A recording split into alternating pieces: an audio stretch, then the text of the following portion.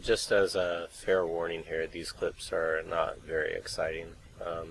This first one is just me scanning down a venture and a gas site, and then yanking them with an Ishtar, which is, completely kind of in a light PvP thing to do.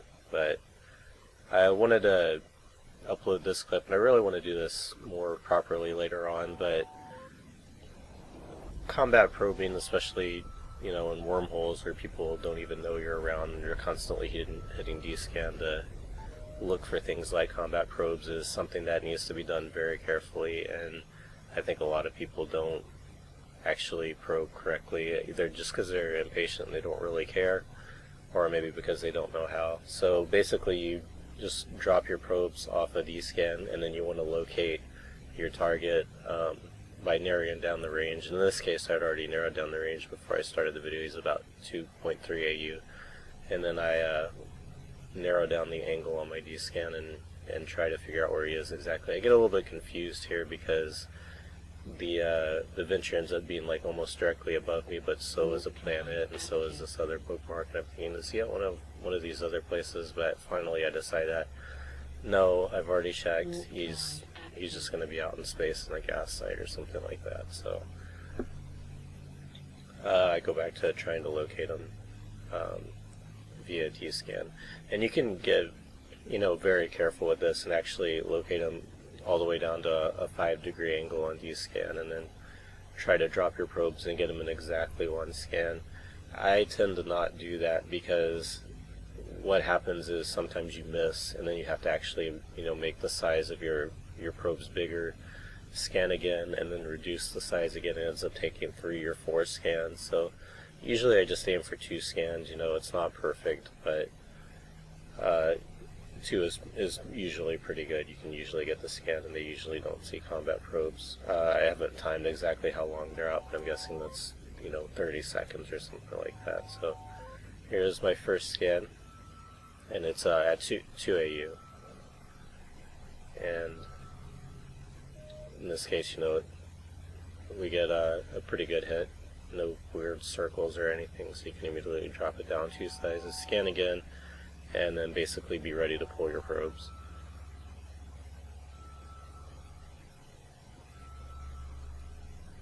So there he is. I pull my probes, then I reship, and because it's just a venture, and at this time I can't fly an interdictor or anything, and I don't feel like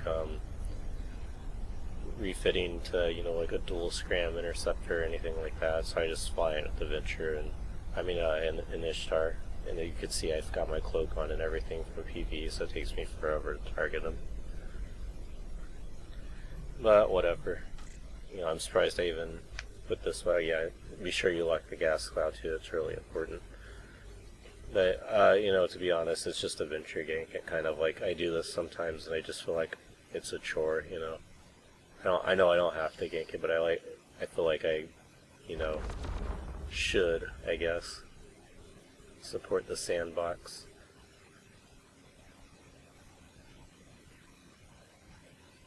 So of course this pot gets out because I have horrible scan res. And then this is another kind of like standard, like what I'm gonna call a chore gank.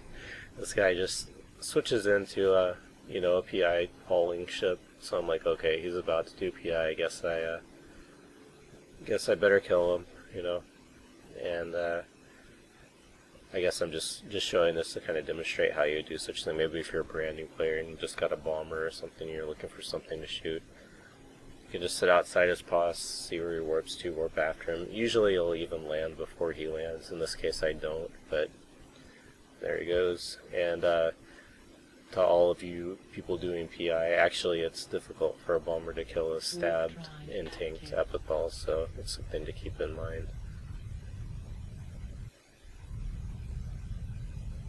And of course, if you're really into this, you could fit several scrams or bring an interdictor or something. But these PI kills are a dime a dozen. I don't think even the people getting killed really care about being killed. It's just like, okay, well, go get another hauler. Although sometimes you do catch them when they've got their full load of like 50 million worth of PI, and so that can be a lucky kill. But most of the time, it doesn't happen.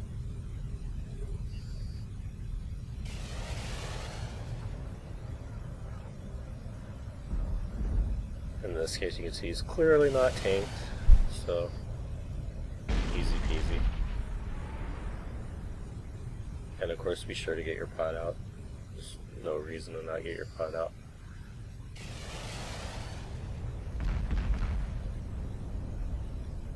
And a lot of times you can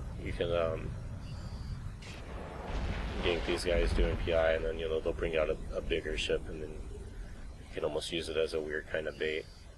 A lot of times they do it to kill whatever attacked their PI ship, and a lot of times they do it just to loot the PI. So something to keep in mind. And then I guess for our third really standard typical kind of gank, this is going to just be a Noctis gank. Actually this is kind of weird because I see this Chimera outside of the pod shields, and actually I haven't looked around the rest of the system, but for whatever reason I convinced myself, this is a C4, I convinced myself that this Chimera was ratting in the sights, but obviously when you find a carrier just sitting outside the pod shield is probably assisting drones to someone, and I don't realize it until these Tengus land on grid and everything, and I see the the flurry of fires coming back. And before this I was planning on going out and attacking this mobile tractor unit that I had combat probe down, and I was gonna see if I could put a stop bubble up and just loot the MTU or something. I don't know, something along those lines. I figured he would. I thought he saw me come in on a scan, so I was just going to try to bait something out, and that's why he was back at his post. I can't even explain why I thought that this Chimera was ratting and not just assisting fighters.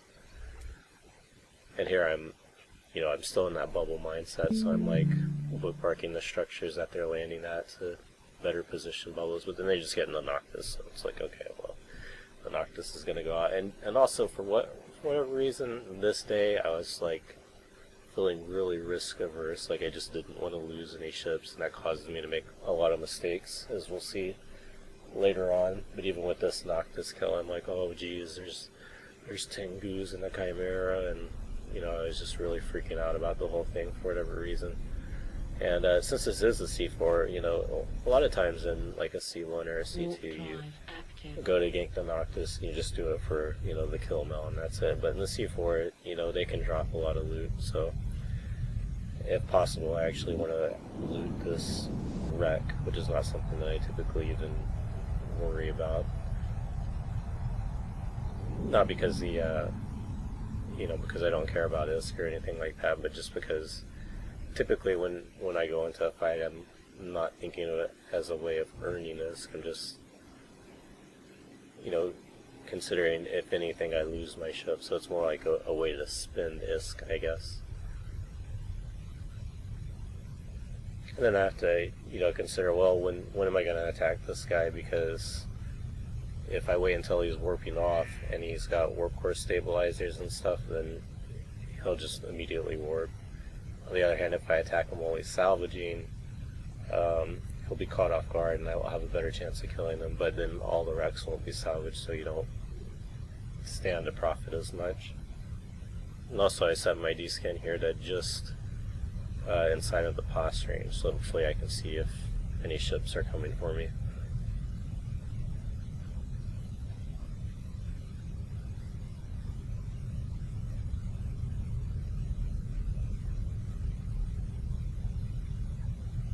And this is a really interesting hole. I mean, you'll see a little bit later. But for whatever reason, these people feel really compelled to just fit a cloak on everything. They had a cloaky Sacrilege, they had a cloaky Drake, probably a couple of other things. They had a curse out, I bet that curse was cloaky. And actually after this Noctis, there's a couple of other sites out, and I managed to find them and bookmark them.